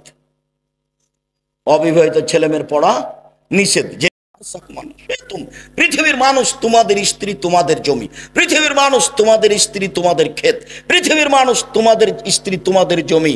তোমরা তোমাদের জমিতে আসো তোমাদের ইচ্ছা মতো, সকালেই কি, দুপুরেই কি, ভরা পেটেই কি, সফরের পূর্বেই কি, চন্দ্রগ্রহণ লাগলেই কি আর না লাগলেই কি। ঋতু হাইজ অবস্থায় স্ত্রী মিলনে যাওয়া না, বাস। এটা আল্লাহর দেওয়া বিধান। পৃথিবীর মানুষ, আমার একটি কথা জানা থাকলে অন্যকে বলো। পৃথিবীর মানুষ, বানি ইসরায়েলের কাহিনী বলো, কোনো দোষ নেই, মানে সত্য কাহিনী হতে হবে। 1 মিনিট, সত্য কাহিনী হতে হবে। 1 মিনিট, 1 মিনিট বলে কি বলতে চাচ্ছেন আব্দুর রাজ্জাক সাহেব? হ্যাঁ, একটা সত্য কাহিনী দেখাই। ইস্তারা রাজুলুন মিন রাজুলুন আকারান। একটা লোকের কাছে জমি কিনে নিয়েছিল হাজার হাজার বছর পূর্বে। জমি চাষ করতে গিয়ে স্বর্ণের পাতিল পেল। এখন জমি ক্রেতা স্বর্ণের পাতিলটা বিক্রেতার কাছে নিয়ে গিয়ে বলছে খুদ্দাহ বাকামিন্নে, আপনি স্বর্ণের পাতিল নেন। ইস্তারে তো মিনকালার দরমাপ্তা মিনকা দাব, আমি আপনার কাছে জমি কিনে নিয়েছি, স্বর্ণের পাতিল কিনে নিয়ে নেন নেন। তখন বিক্রেতা বলছে বাইতুলার জমা ফিহা, জমিও বিক্রি করেছি, জমিতে যা ছিল সবই বিক্রি করেছি, পাতিল নেব না। হাদিস বুখারী মুসলিম, হাজার হাজার বছর আগের কাহিনী। এই হলো বানি ইসরায়েলের কাহিনী। পৃথিবীর আলেম ওলামা, তোমরা বানি ইসরায়েলের কাহিনী বলো। ও মুফাসসির সাহেব, আপনি বানি ইসরায়েলের সত্য কাহিনী বলেন, আপনি সহিহ হাদিস বলেন।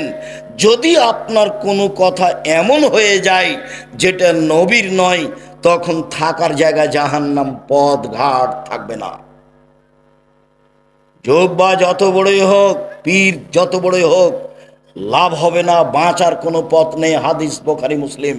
আল্লাহ নবী বলছেন কাভাবিল মারে কাদওয়ানি ইউহাদ্দিসু বিকুল্লি মা সামিয়া, মুখ দিয়ে কথা বলার পূর্বে ও যেন তদন্ত করে দেখে। তদন্ত না করে যেন কোনো কথা ধর্মের নামে না বলে। বন্ধ থাক, ধর্ম বন্ধ থাক, তুমি বলিও না। বলতে গেলে দেখে বলিও।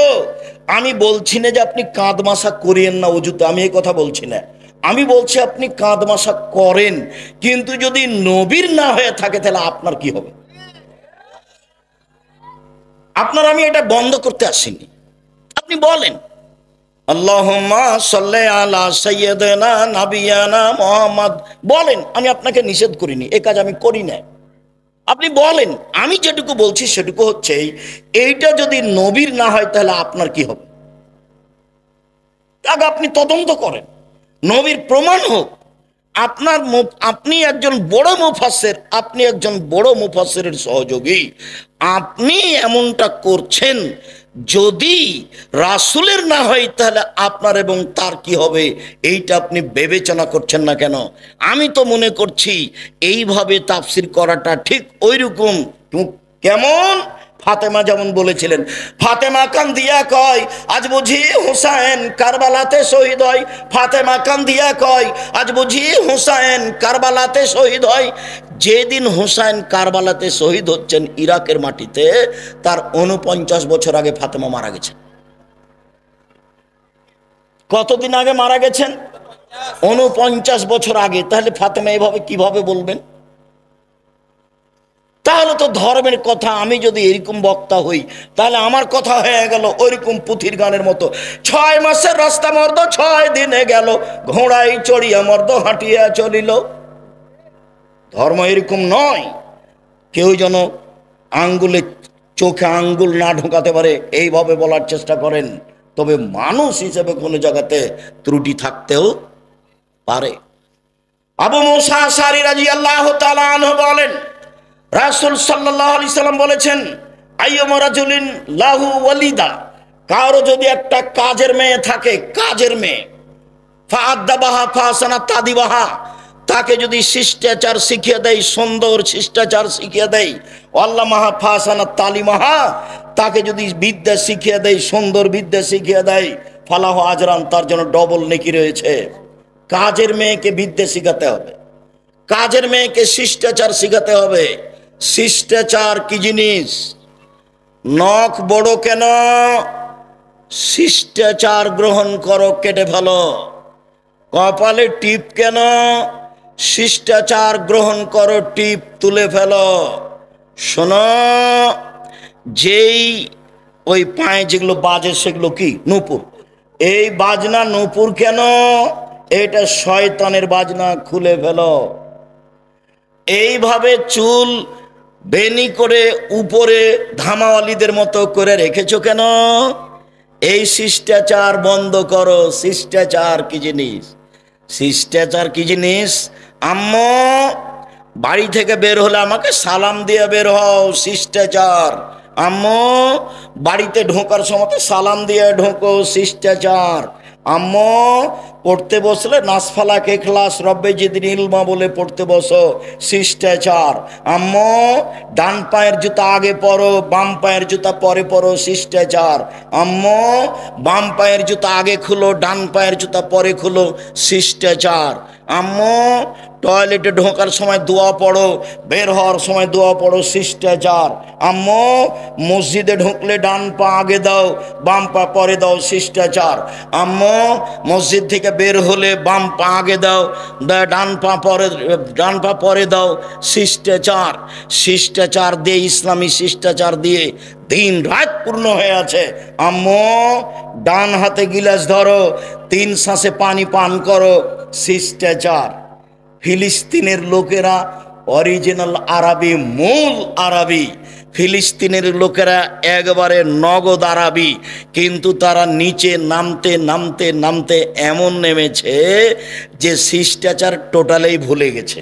আব্দুর রহিম মিশর আজহারে পড়তো, সেই সুবাদে গাজা ফিলিস্তিনের লোকেরা যারা মিশরে এসেছিল, ওদের আমরা বাছাই করে কয়েকশো লোককে কয়েকবার সহযোগিতা করেছি। তা আমি সেদিন সহযোগিতা দিচ্ছি আপনাদের পক্ষ থেকে। তা আমি যখন দিচ্ছি তখন বাম হাতে নিল, আর একজন বাম হাতে নিল। আমি দেওয়া বন্ধ করে বক্তব্য দিলাম। আমি আরবিতে শুনলাম, ওরা তো আরবি আমার চেয়ে বেশি বুঝে। যখন বললাম বাম হাত হলো শয়তানের জন্য, ডান হাত হলো রাসূল বলছেন খাওয়ার জন্য, পবিত্রতার জন্য। আয়েশা রাদিয়াল্লাহু তাআলা বলছেন রাসূলের ডান হাত খানটা পবিত্র কাজের জন্য, খাওয়ার জন্য, আর বাম হাত খানটা লেখালা এই পেশাব পায়খানার জন্য, অমিন কাদারা, আর যে খারাপের ময়লার জন্য। ওরা একবারে গুলগুলো হয়ে বুঝলো আরবি, ওরা তো আরবিতেই জন্ম। এবার বললাম নেন, তখন বাম হাত বাড়িয়ে গেল। কেন বলেন তো? আদত, অভ্যাস। বক্তব্য বুঝলো ঠিকই, কিন্তু যেটা চলমান অভ্যাস সেটা পরিবর্তন সহজে করতে পারলো না। বাম হাতি নিচ্ছে, বাম হাতি নিচ্ছে, বাম হাতে খাচ্ছে, বাম হাতে চা ধরছে। শয়তান খায় বাম হাতে, পেশাবের কাজ বাম হাতে, পায়খানার কাজ বাম হাতে, ছুঁচে বাম হাতে। মানুষ কি করে? ছুঁচে বাম হাতে, পায়খানা লাড়ে বাম হাতে। আচ্ছা, আপনি বাম হাতে চা খাচ্ছেন, আপনার একটু মানবতা নাই? আপনি শিক্ষিত মানুষ, কে বললো? আমি বলিনি ভাইজান, আমি কোনোদিন বলিনি। আপনাকে আমি গরু ছাগলের মতো মনে করি। বুঝেও বুঝে না ওরা, অন্তর আছে বুঝে না, দেখেও দেখে না ওরা, চক্ষু আছে দেখে না, শুনেও শুনে না ওরা, কান আছে শোনে না। উলাইকা কালানাম, তারা পশু প্রাণীর মতো, তারা গরু ছাগলের মতো, তারা কুকুর শ্রীর মতো। ভালো মজা তার চেয়ে বেশি, তার চেয়ে বেশি খারাপ। যে শ্বশুরের কাছে যৌতুক নেই সে কুকুর শ্রীরালের চেয়ে বেশি খারাপ। 24 ঘন্টার মধ্যে সন্ধ্যা হতে হতে মোটরসাইকেল ফেরত দিতে হবে। খালি মায়েরা বলছে, মায়েরা খালি বেটার সামনে গল্প করছে, আব্বু অমুক অমুক ছেলের শ্বশুর না বাড়ির সব কিছু ফার্নিচার সাজিয়ে দিল। খালি মায়ের সামনে এগুলো, মায়ের গল্প, ছেলের সামনে মা এগুলো গল্প করছে। মেয়ের বাপ ফার্নিচার সাজিয়ে দিবে, তুমি কি বলবে মাকে? আম্মা দিন মজুরি করে খেলেও শ্বশুরের জিনিস নেব না, প্রয়োজনে ভিক্ষা করে যদি খেতে হয় তবু শ্বশুরের জিনিস নেব না, বরং শ্বশুরকে একটা বছর শেষে লুঙ্গি কিনে দিব। যৌতুক চিরদিনের জন্য হারাম। ভিক্ষা করা টাকা দিয়ে চাউল কিনে ভাত খেয়ে ইবাদত কবুল হবে, যৌতুকের টাকা দিয়ে চাউল কিনে ভাত খেয়ে ইবাদত কবুল হবে না। এই যে বললাম, এভাবে দেখি কিয়ামত পর্যন্ত সময় থাকলে কোন মায়ের বেটা এভাবে ধরতে পারে। যৌতুকের টাকা দিয়ে চাউল কিনে ভাত খেয়ে ইবাদত কবুল হবে না, যৌতুক ফেরত দিতে হবে। কাজ করে খেতে শিখতে হবে, শ্বশুরের সাথে নয়। ঘর জমাই হয়ে কাজ করতে রাজি নয়, দিন মজুরি করে খেতে রাজি আছি। নিজের ব্যক্তিত্ব বিক্রি করতে রাজি নয়। মানুষের বাড়িতে কাজ করে খাবো, সারাদিন কাজ করব, বিকেলে 600 টাকা পাবো। এই যে 600 টাকার মালিক আমি। কাজ করে খাবো কেন? চকলেট বিক্রি করে খাবো, সারাদিনে 800 টাকা ইনকাম করব। চকলেট বিক্রি করব কেন? রহনপুরে জমিদারের ছেলে আমি, কোটি টাকার ব্যবসা করব। করো না, ভালো কাজ। দিন মজুরি করে খেলে টাকা শেষ হবে সন্ধ্যায়, আর মাসের যদি চাকরি করেন তাহলে টাকা শেষ হবে 25 দিনে। 5 দিন ধার কর্জ করে খাওয়া লাগবে। মায়ে যদি টাকা চায়, বেটা এ মাসে কিছু টাকা দিতে হতো বেটা। আচ্ছা দেখি আম্মা, এ মাসে তো পারলাম না, সামনে মাসে জিনিসের দাম বেড়ে গেছে। তখন বলছে আম্মা কিছু যে করতে পারলাম না। তাহলে কি করতে হবে? ব্যবসা। আল্লাহ রসুল বলছেন, সত্যবাদী ব্যবসায়ী জান্নাতে নবীর সাথে থাকবে। আল্লাহ নবী বললেন, ব্যবসায় মিথ্যা কথা কসম চলে আসে, আসুক, তুমি কিছু দান খয়রাত করে দাও, তাতে মিটে যাবে। ব্যবসার সব পথ খোলা আছে। ব্যবসা করে উপার্জন করে খেতে শিখতে হবে। চাঁপাই নবগঞ্জের লোকের মতো নয়। চাঁপাই নবগঞ্জের লোক 2 ধরনের, একটা চাকরি আর একটা দিন মজুরি। আমি যখন দেশে যাই, সৌদি আরব, কুয়েত, কাতার, বাহরাইন, মিশর, আপনার আবুধাবি, দুবাই, ওমান, লন্ডন, এইসব দেশে যখন যাই, তখন গিয়ে থাকি। বাড়ি কোথায়? ব্রাহ্মণবাড়িয়া। বাড়ি কোথায়? সন্দ্বীপ। বাড়ি কোথায়? কুমিল্লে। কেউ বলে না যে বাড়ি রহনপুর, কেউ বলে না, কেউ বলে না চাঁপাই নবাবগঞ্জ।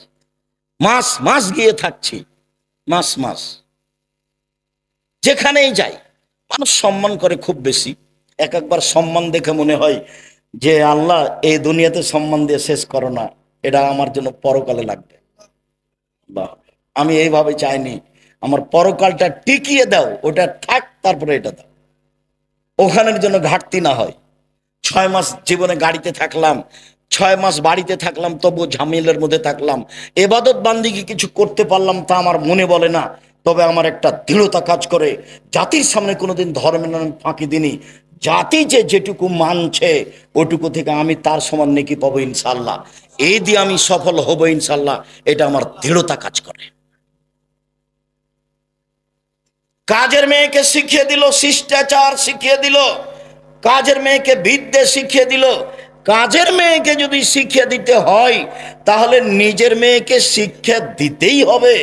কাজের মেয়েকে যদি শিষ্টাচার শিখাতে হয় তাহলে নিজের মেয়েকে শিষ্টাচার শিখাতেই হবে, বাধ্য, শিখাতেই হবে। উপস্থিত বৈঠকের দিনই মুসলিম বোন, আপনি একটু প্রস্তুতি নেন। এই মেয়ে, কথা বলছো কেন? ঢং ঢং করে এসেছো, আবার কথা বলছো কেন? মুখ বন্ধ রাখো। উপস্থিত দিনই বৈঠকের মুসলিম বোন, আপনাদের সাথে আমাদের আন্তরিকতার অভাব নেই। কেউ যদি গায়ের উপর দিয়ে চলে যায় তবু মুখ খুলবেন না। আপনি অনুরোধ রক্ষা করেন, আপনার কাছাকাছি এসেছি, আপনাকে কিছু বলতে চাচ্ছি। আপনি একটু মুখটা বন্ধ করেন, মুখ খুলবেন না, একবারে টোটালি মুখ বন্ধ করেন। কেউ যদি গায়ের উপর দিয়ে চড়ে চলে যায়, আপনি তার প্রতিশোধ নেবেন না। আচ্ছা, গেছে গেছে, চুপ থাকেন আপনি। এইদিকে শুনেন, আসলে মাকে বহুদিন বলেছি, অনেক ছেলের জানা আছে, আপনারও জানা আছে। কথাটা পুনরায় বলে এটাকে আপনার কাছে শক্ত করতে চাচ্ছি, শুনুন। জাবের বলছেন রাদিয়াল্লাহু তাআলা আনহু, আমরা একদা রাসূলের সাথে যুদ্ধ করে আসছিলাম, মদিনায় ঢুকবো। তখন আল্লাহ রাসূল বলছেন, এই থামো থামো থামো, তোমরা এখানে থামো, রাতে সকালে বাড়িতে যাব। তো আমি জাবের বললাম, আল্লাহর নবী, আমি নতুন বিবাহ করেছি, আমাকে বাড়ি যেতে অনুমতি দেন। তখন আল্লাহ রাসূল আমাকে বলছেন, ও তুমি বিবাহ করেছ? বিকরা নাম সাইয়্যিবা, কুমারী মেয়ে বিবাহ করেছ না তালাক প্রাপ্তা মেয়ে বিবাহ করেছ? আমি বললাম, আল্লাহর নবী, আমি তালাক প্রাপ্তা মেয়ে বিবাহ করেছি। ওর বিবাহ হয়েছিল, তার স্বামী তাকে ছেড়ে দিয়েছে, আমি তাকে বিবাহ করেছি। তখন আল্লাহ রাসূল বলছেন, আরে হাল্লা বিক্রান তুলায় বোকা, তুমি কুমারী মেয়ে কেন বিবাহ করলে না? তুমি অবিবাহিতা মেয়ে কেন বিবাহ করলে না? তুমি তার সাথে খেলতে, ও তোমার সাথে খেলতো, তুমি তার সাথে খেলতে, ও তোমার সাথে খেলতো। তখন জাবের বলছেন, আল্লাহর নবী, আমার আব্বা ওহুদের যুদ্ধে শহীদ হয়েছেন 9 জন মেয়ে রেখে। এক খেয়ালে চেয়ে থাকো ছেলেরা তোমরা, ভাইজান আপনি এক খেয়ালে চেয়ে থাকবেন। জাবের বলছেন, আল্লাহর নবী, আমার আব্বা শহীদ হয়েছেন 9 জন মেয়ে রেখে, আমার 9 জন বোন আছে। আক্রাহ আন উজাব আন আতাজাওয়াজা মিসলাহুন্না, আমি আমার বোনদের সমবয়সের মেয়েকে বিবাহ করা পছন্দ করছি না 4টা কারণে। আমি বেশি বয়সের মেয়ে বিবাহ করেছি 4টা কারণে। আমার বোনদের সমবয়সের মেয়েকে বিবাহ করা পছন্দ করিনি 4টা কারণে। এক, লেতুয়াল্লিমাহুন্না, আমার স্ত্রী যেন আমার বোনদেরকে বিদ্যা শিখাতে পারে। বিদ্যা তো একটা স্কুলে আছেই, ওমা তোমার আকাশ তোমার বাতাস। আমি ঠাকুরের নিন্দা করিনি, আমি বলেছি তোর বাপের আকাশ। ও সববার বলছে ও কালিমা তোমার আকাশ তোমার বাতাস। বাংলার মানুষজন ভেবে দেখলো না, চিন্তা ভাবনা করলো না, দিনরাত বলছে, আমার আর করার কি আছে? আমি মানুষ হিসেবে যা বুঝেছি সেটা বলেছি। তো আমি ঠাকুরের মানের হানি করলাম কি করে? 5,000 কোটি টাকার মামলা হলো। আমি যখন কাঠগড়ায় উঠলাম, তখন জজ আমাকে বলছে, আপনি পিস টিভি এ করেন, পিস টিভিতে কথা বলেন আপনি? বলে জি। আপনি পিস টিভির আলোচক? জি। আপনার মামলাটা আমি খারিজ করে দিলাম এই প্রথম দিনই। আর 1,000 কোটি টাকার মামলা ছিল সিলেট সুনামগঞ্জে। তো আমি যখন কাঠগড়ায় দাঁড়ালাম, তখন আমাকে বলছে, এভাবে দেখেন, আপনার সাথে মামলা নিয়ে আমার কোনো কথা নেই। ওই নথিটা এভাবে উল্টে দিলেন, দিয়ে বলছেন আপনার সাথে কিছু কথা। আমার বক্তব্যকে তো একবার তন্ন তন্ন করে দেখেছে।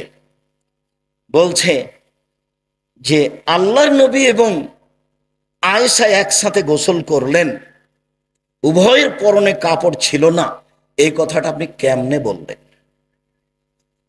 কিভাবে বলতে পারেন?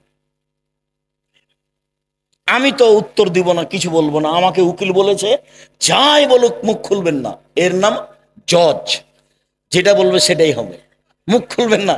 চিরদিন আপনার কথা শুনেছি, আজকে আমার কথা শুনবেন দয়া করে। ঠিক আছে, আপনার কথাই শুনবো, মুখ খুলবো না। বলছে 1 বালতি গরুর পেশাবে কাপড় ভিজিয়ে দিলে তাতে সলাৎ হবে, এই কথা আপনি কেমনে বললেন? হোসেন আহমদ মাদানি শিরক করেছেন ডালিম গাছের নিচে বোখারি পড়িয়ে, আপনি এ কথা কেমনে বললেন? কথা কিন্তু হুবহু এরকম নয়, মানে কম বেশ করে বলা হচ্ছে। তো 16 মিনিট কথা বলার পরে একটানা 16 মিনিট কথা বললেন, আমি মুখ খুলিনি। 16 মিনিট পরে বলছে যে আপনি এই কারণে এখানে এসেছেন আমার মনে হচ্ছে না, অন্য কিছু কারণ হবে। মানে আপনি বলেছেন শাহজালাল সিলেটির কবর ভেঙে দিতে হবে, ওই জন্য আপনি এখানে এসেছেন। আসলে আপনি ঠাকুরকে বলেছেন যে তার বাপের আকাশ, এই জন্য আপনি আসেননি, ওই কারণে এসেছেন। তারা মানে মাঝারি মানুষ তারা। তো বললো যে আপনার কি জামিন মঞ্জুর করা হলো। উনি বললেন না যে আপনার মামলা খারিজ করে দিলাম, উনি বললেন জামিন মঞ্জুর করা হলো। আর যারা সামনে ছিল তাদেরকে বললেন যে আপনারা তার সাথে কথা বলবেন। তারপরে একবার গেছিলাম, তারপরে আর যাওয়া লাগে। আলহামদুলিল্লাহ। বলছিলাম সম্মানিত দ্বীনী ভাই বোন, রাসূল সাল্লাল্লাহু আলাইহি ওয়াসাল্লাম যেভাবে বললেন, জাবের বলছেন রাসূলের উত্তরে, এক, আমার স্ত্রী যেন আমার বোনদেরকে বিদ্যা শিখাতে পারে।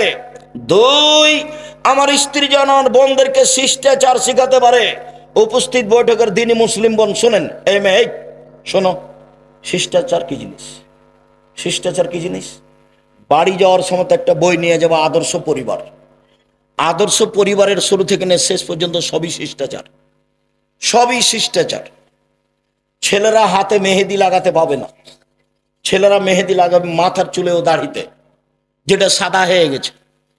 মহিলারা হাতে মেহেদি দিবে, হাতে তো মেহেদি দিবেই, পায়েও দিতে হবে, হাতে ও পায়ে দুইটাতে দিবে।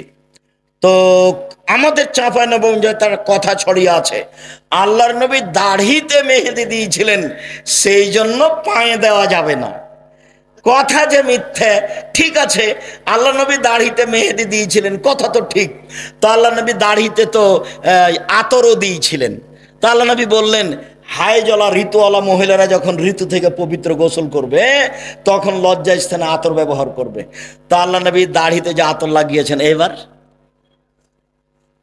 সবাই মনে হয় কথা ধরতে পারেননি, আবার বলবো নাকি? বলবো।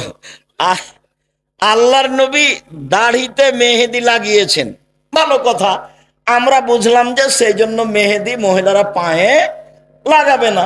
দাড়ির একটা না, মেহেদির একটা সম্মান হয়ে গেছে। তো আল্লাহ নবী বলছেন যে যাদের হায়েজ হয়েছে মহিলারা, ওরা যখন হায়েজ থেকে গোসল করে পবিত্র হবে তখন আল্লাহ নবী বললেন যে ওরা যেন লজ্জা স্থানে আতর ব্যবহার করে। তো আতর যে আল্লাহ নবী দাড়িতে লাগিয়েছেন, এইবার তার মানে হলো এই লজ্জা স্থানে না লাগানো জিনিস, দাড়িতে লাগানো জিনিস লজ্জা স্থানে চলে, সেটা যদি চলে তো পায়ে কেন চলে না? কথা এরকম নয়, কথা হলো এরকম যে দাড়ি পেকে গেলে মেহেদি লাগাতে হবে।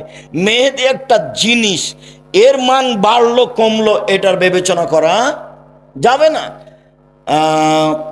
আতর হচ্ছে একটা জিনিস, পুরুষেরা গায়ে হাতে মুখে মাথায় লাগাবে, আর মহিলারা ফরজ গোসলের পরে ঋতু থেকে গোসলের পরে লজ্জা স্থানে লাগাবে। এটা হলো রাসূলের নিয়ম, আদেশ। এইটাতে আতরের মান বেড়ে গেল, এই কথা ভুল। এখন একটা ছাগলের বাচ্চা কুকুরের দুধ খেয়ে বড় হয়েছে, তখন মৌলানা সাহেবকে জিজ্ঞাসা করেছে, মৌলানা সাহেব এই ছাগলের গোস্ত খাওয়া যাবে কিনা? তখন মৌলানা সাহেব বলছে, এটা কথা হলো নাকি? হ্যাঁ, ওটা কুকুরের গোস্ত, কুকুরের দুধ খেয়েছে, ওটা হারাম। তো বেকায়দা হয়ে গেল। তাহলে পশু প্রাণীর উপরে কি কোরআন হাদিসের বিধান আছে? পশু প্রাণীর উপরে কোরআন হাদিসের কোনো বিধান নেই। ও পায়খানা খেয়ে বড় হোক, না হলে ঘাস খেয়ে বড় হোক, ওটা পশু প্রাণী। ওর জন্য প্রজনন পদ্ধতি, গবাদি পশুর উন্নয়ন ষাঁড় দিয়ে করতে হবে, এটা ভালো। ষাঁড় দিয়ে যদি না করেন, তার উন্নয়নের জন্য যত পথ আছে সবই করেন, কেননা তার উপরে কোনো কোরআন হাদিস প্রযোজ্য হবে না। এটা ভুল হিসাব। সম্মানিত দ্বীনী ভাই বোন, বলছিলাম রাসূল সাল্লাল্লাহু আলাইহি ওয়াসাল্লাম মুখের উপরে জাবের বললেন, এক, আমার স্ত্রী যেন বিদ্যা শিখাতে পারে। দুই, আমার স্ত্রী যেন আমার বোনদেরকে শিষ্টাচার শিখাতে পারে। তিন, আমার স্ত্রী যেন আমার বোনদের মাথার চুল চিরুনি করে সাজগোজ করে যত্ন করে রাখতে পারে। মায়ের যত্ন কে নিবে? বাচ্চার যত্ন কে নিবে? মা। কাজের মেয়েকে দিয়ে বাচ্চার যত্ন নেওয়া ঠিক নয়। জায়েজ আমি না জায়েজ বলিনি, তবে সব সময় বাচ্চার যত্ন কে নিবে? মা। তার মাথাটা চিরুনি করে দিবে মা, তার কাপড়টা পরিষ্কার করে দিবে মা, তাকে গোছগাছ করে রাখবে মা, তাকে ঝকঝকে করে রাখবে মা, তার গায়ের পাঞ্জাবিটা পরিষ্কার করে দিবে মা।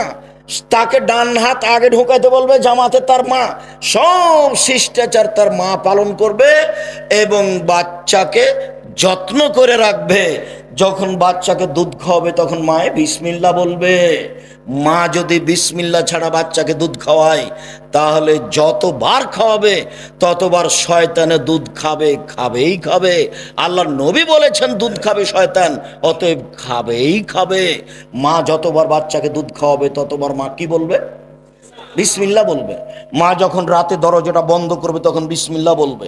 মা যখন বাল্বটা অফ করে দিবে তখন বিসমিল্লাহ বলবে।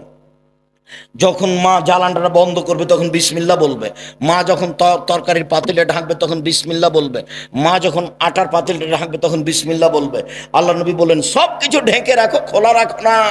রাতে কতগুলি বালা মুসিবত চলে, খোলা জিনিস যে খাবে তার রোগ ব্যাধি হয়ে যাবে। হাটে বাজারে এভাবে খোলা জিলাপি খাবেন না। একবারে সপ্তাহ সপ্তাহ খোলা পড়ে আছে আর আপনি কিনে নিয়ে চলে যাচ্ছেন। আল্লাহ নবী না করেছেন।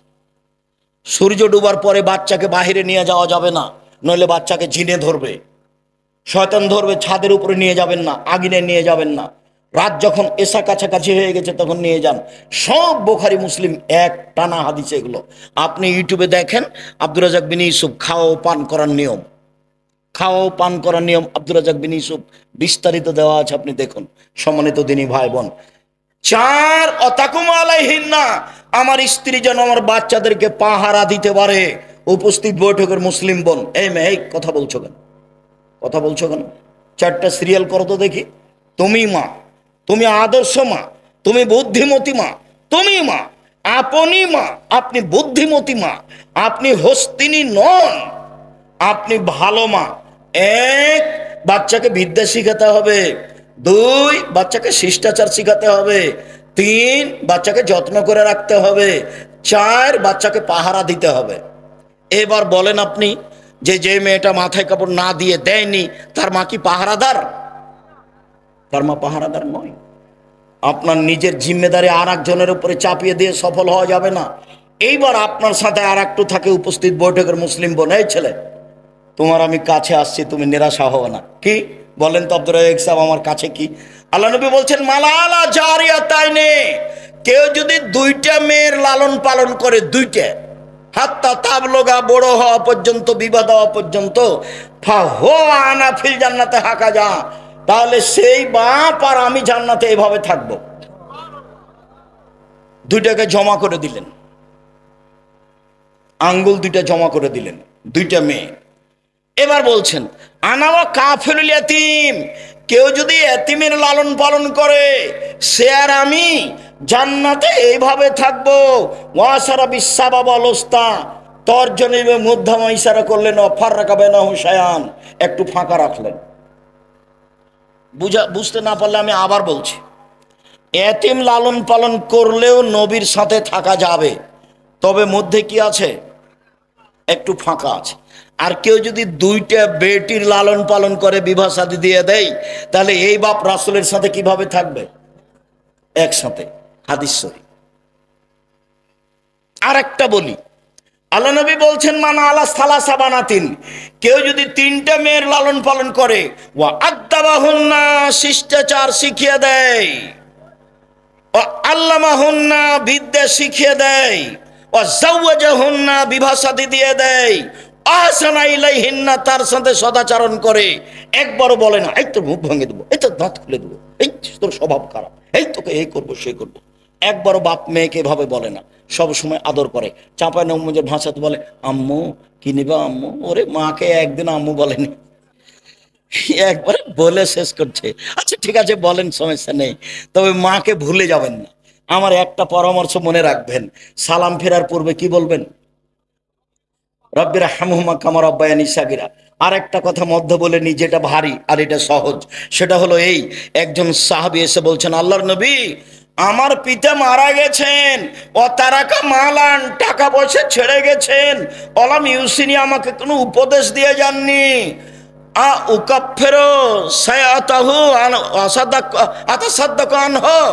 আমি যদি তার নামে দান করি তার পাপ মিটে যাবে কি? কাল নাম। আল্লাহ রাসূল বললেন হ্যাঁ, তিনি বললেন না বড় পাপ, তিনি বললেন না ছোট পাপ, তিনি বললেন তুমি দান করলে তোমার বাপের নামে তোমার বাপের পাপ মিটে যাবে। আল্লাহ নবী, আমার মা হঠাৎ মারা গেছেন, লাউ তাকাল্লামাত তাসাদ্দাকাত, আমার মা কথা বলতে পারলে দান করতেন, আমি যদি আমার মায়ের নামে দান করি ওয়ালাহ সওয়াব, তার কি নেকি হবে, তার নাম? আল্লাহ রাসূল বললেন হ্যাঁ, সব বুখারী মুসলিমের হাদিস। তাহলে মরা বাপ মায়ের নামে একটা থাকলো দোয়া আর একটা থাকলো দান। হজ করে বাপের উপকার করতে পারবেন না, রমজানের সিয়াম থেকে বাপের উপকার করতে পারবেন না, কোরআন তেলাওয়াত করে বাপের উপকার করতে পারবেন না, দিন মজুরি করে বাপের উপকার করতে পারবেন, দিন মজুরি করে। এই ছেলেরা, আপনারা একবারে চুপচাপ থাকবেন, আমি শেষের দিকে চলে এসেছি, আর কেউ উঠে গিয়ে পরিবেশ নষ্ট করবেন না। মনে হয় এটা একটা কোনো প্রতিষ্ঠানের সহযোগিতায় প্রোগ্রাম, তো আপনাদের কাছে ছেলেরা যাবে, 10 টাকা হোক, 20 টাকা হোক, 5 টাকা হোক, 50 টাকা হোক, ফিরিয়ে দিবেন না। আল্লাহ নবী বলেছেন যে যতটুকু দিবে তার ততটুকু পূর্ণ হয়ে যাবে, যতটুকু দিবে না তার ততটুকু ক্ষতি হয়ে যাবে। এই ছেলে, গেলে উঠব না, আমি কাছাকাছি চলে এসেছি, আমার এই কথাকে তুমি মূল্যায়ন করো। উপস্থিত বৈঠকের মুসলিম বোন, আপনাকে এখানে আমি জরুরিভাবে বলছি যে আপনি 4টা কাজ করেন, আপনার জান্নাতের সব দরজা খোলা আছে। এই ছেলে, এই কথাটা শেষ হয়নি। 3টে মেয়ে যদি লালন পালন করো, এই ছেলে তোমার 2টে মেয়ে হয়েছে, সেজন্য তোমার চাচি বলছে কি করবি কি করবি, 2টে মেয়ে হয়েছে কি করবি, ডিপিএস খুল। তার একটা মেয়ে হয়েছে, তো দাদিতে বলছে বউ তালাক দিয়ে দে, এই বউ ভালো নয়। আচ্ছা, দাদি এই কথা বললো, তো বউ কি করলো, দাদি তো বুঝলো না বউ কি করেছে, দোষ হলে তো তোমার দোষ। পরে শোনো, তোমার মা তো বললো এই, দাদি বললো এই, আল্লাহ নবী বলছেন কেউ যদি 3টে মেয়ের লালন পালন করে তাহলে বিচারের মাঠে মেয়ে 3টে হবে অন্তরাল। এইদিকে দেখো, ওইদিকে আছে জাহান্নাম, ওইদিকে আছে জাহান্নাম, আর এদিকে থাকবে তার বাপ, আর মধ্যে থাকবে 3টে মেয়ে। যতক্ষণ পর্যন্ত বাপের জান্নাত ঘোষণা না হবে ততক্ষণ পর্যন্ত এই 3টে মেয়ে এখান থেকে সরবে না। বলছে কুন্নাল্লাহু সিতরান মিনান নারে, মেয়ে 3টি বাপের জন্য জাহান্নাম থেকে অন্তরাল হয়ে যাবে। যতক্ষণ পর্যন্ত বাপের জান্নাত ঘোষণা না হবে ততক্ষণ পর্যন্ত মেয়েরা এখান থেকে সরবে না। 10টা ছেলেকে যদি মাস্টার ডিগ্রি পাস করান 1 পয়সা লাভ নেই। তারপরে এক সাহেব, ছেলেকে পড়াবো কেন? জন্ম দিয়েছেন এই জন্য। শুধু পড়াবেন? জন্মের 7ম দিনে আকিকা দিতে হবে, প্রয়োজনে ভিক্ষা করে। এত শক্ত করে বলছেন কেন? এই জন্য যে আকিকা হলো বাপের জিম্মেদারি, আকিকার সাথে কুরবানির কোনো সম্পর্ক নেই। কুরবানি হলো দামি পশু। কুরবানি মানে শিং আছে কিনা দেখো, কুরবানি মানে দেঁতেছে কিনা দেখো, কুরবানি মানে কান ঠিক আছে কিনা দেখো, কুরবানি মানে খুর ঠিক আছে কিনা দেখো, কুরবানি মানে শিং ঠিক আছে কিনা দেখো, কুরবানি মানে মোটা তাজা কিনা দেখো। নেকির কাজ, আকিকা নেকির কাজ নয়, বাপের জিম্মেদারি। 7ম দিনের দিন করতে হবে, কানা হোক, ল্যাংড়া হোক, টেরা হোক, 500 টাকা দামের হোক, 2 বছরের হোক, 2 মাসের হোক, দিতেই হবে। প্রয়োজনে ভিক্ষা করে আকিকা দিতে হবে। 7ম দিনের দিন নাম রাখতে হবে, ছাগল জবে করতে হবে, মাথা নেড়ে করতে হবে, চুল সমপরিমাণ রূপা দান করতে হবে। 1, নাম রাখতে হবে। 2, ছেলের জন্য 2টা, মেয়ের জন্য 1টা, ছাগল ছাগি ভেড়া ভেড়ি দম্বা দম্বি জবে করতে হবে। 3, মাথা নেড়ে করতে হবে। ডাক্তার বলেছে দেরি করেন, দেরি নয়। নবী বলেছেন 7 দিনের দিন মাথা নেড়ে করতে হবে। 4, চুল সমপরিমাণ রূপা মূল্য দান করতে হবে। বাপের জিম্মেদারি। খাতনা দিতে হবে, অনুষ্ঠান করতে হবে না। খাতনা দিতে হবে, অনুষ্ঠান করতে হবে না।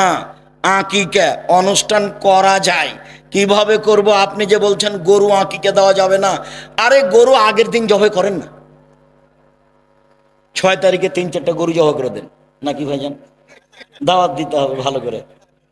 আর আকিকের দিন 2টা ছাগল, ছেলে হলে, মেয়ে হলে 1টা। এবার রান্না হোক, সারা গ্রামের লোক খাবে, সমস্যা নেই। আর খাতনার দিন কোনো কিছু নেই, খাতনা কোনো কিছু নেই।